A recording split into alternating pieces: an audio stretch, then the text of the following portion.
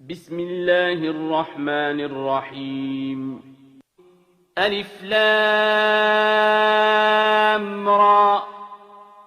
تلك آيات الكتاب وقرآن مبين ربما يود الذين كفروا لو كانوا مسلمين ذرهم يأكلوا ويتمتعوا ويلههم الأمل فسوف يعلمون وما أهلكنا من قرية إلا ولها كتاب معلوم ما تسبق من أمة أجلها وما يستأخرون وقالوا يا أيها الذي نزل عليه الذكر إنك لمجنون لو ما تأتينا بالملائكة إن كنت من الصادقين ما ننزل الملائكة إلا بالحق وما كانوا إذا منظرين إنا نحن نزلنا الذكر وإنا له لحافظون ولقد أرسلنا من قبلك في شيع الأولين وما يأتيهم من رسول إلا كانوا به يستهزئون كذلك نسلكه في قلوب المجرمين لا يؤمنون به وقد خلت سنة الأولين ولو فتحنا عليهم بابا من السماء فظلوا فيه يعرجون لقالوا إنما سكرت أبصارنا بل نحن قوم مسحورون ولقد جعلنا في السماء بروجا وزيناها للناظرين وحفظناها من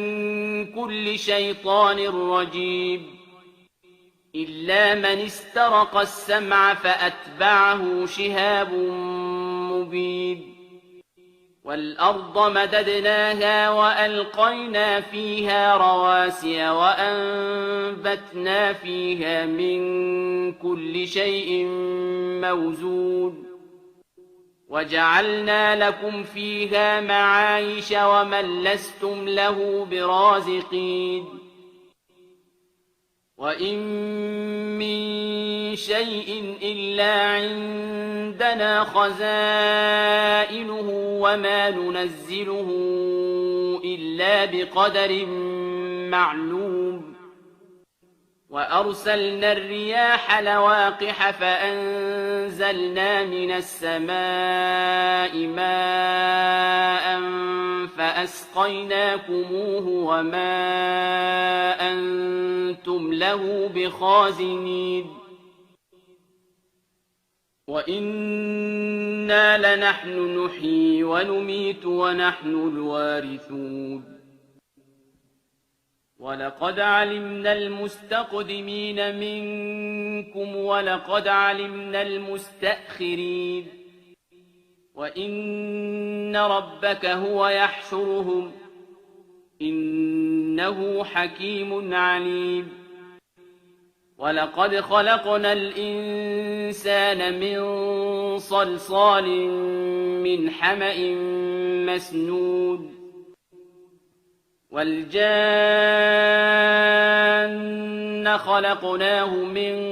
قبل من نار السموم وإذ قال ربك للملائكة إني خالق بشرا من صلصال من حمأ مسنون فإذا سويته ونفخت فيه من روحي فقعوا له ساجدين فسجد الملائكة كلهم أجمعون إلا إبليس أبى أن يكون مع الساجدين قال يا إبليس ما لك ألا تكون مع الساجدين قال لم أكن لأسجد لبشر خلقته من صلصال من حمأ مسنود قال فاخرج منها فإنك رجيم وإن عليك اللعنة إلى يوم الدين قال رب فأنظرني إلى يوم يبعثون قال فإنك من المنظرين إلى يوم الوقت المعلوم قال رب بما أغويتني لأزينن لهم في الأرض ولأغوينهم أجمعين إلا عبادك منهم المخلصين قال هذا صراط علي مستقيم إن عبادي ليس لك عليهم سلطان إلا من اتبعك من الغاوين وإن جهنم لموعدهم أجمعين لها 7 أبواب لكل باب منهم جزء مقسوم إن المتقين في جنات وعيون ادخلوها بسلام آمنين ونزعنا ما في صدورهم من غل إخوانا على سرر متقابلين لا يمسهم فيها نصب وما هم منها بمخرجين نبئ عبادي أني أنا الغفور الرحيم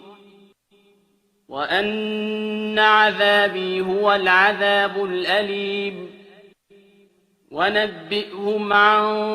ضيف إبراهيم إذ دخلوا عليه فقالوا سلاما قال إنا منكم وجلون قالوا لا توجل إنا نبشرك بغلام عليم قال أبشرتموني على أن مسني الكبر فبم تبشرون قالوا بشرناك بالحق فلا تكن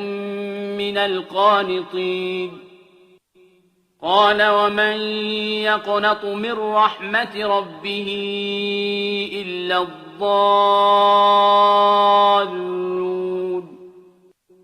قال فما خطبكم أيها المرسلون قالوا إنا أرسلنا إلى قوم مجرمين إلا آل لوط إنا لمنجوهم أجمعين إلا امرأته قدرنا إنها لمن الغابرين فلما جاء آل لوط المرسلون قال إنكم قوم منكرون